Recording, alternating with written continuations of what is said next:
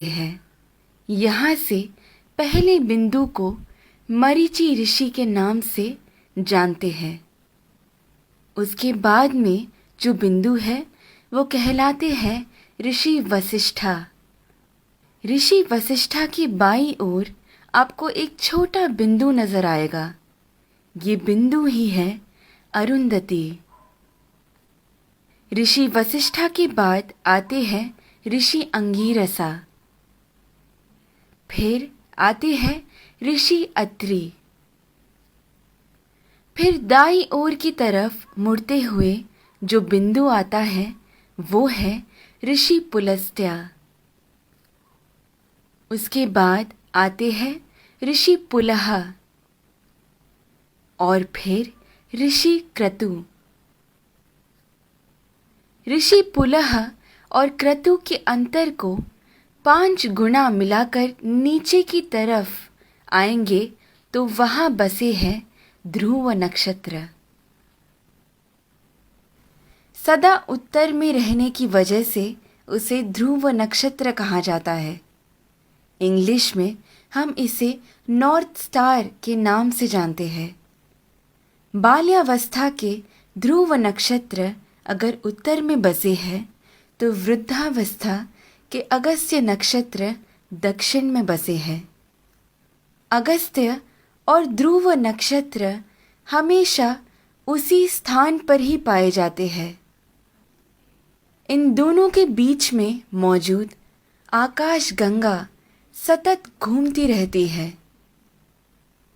इस कारण से हमारी धरती अक्ष के ऊपर घूमकर घूमती रहती है।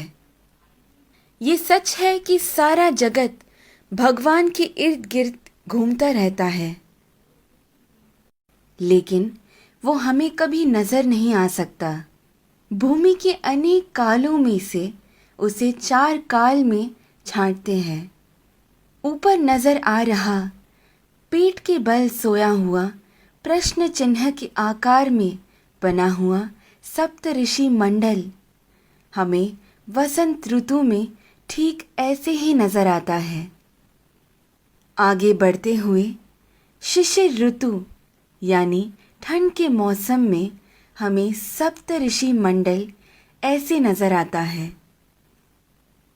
फिर शरद ऋतु में जब सारे पत्ते झड़ने लगते हैं तब सप्त ऋषि मंडल हमें ऐसे पीठ के बल सोया हुआ प्रश्न चिन्ह के आकार में नजर आता है।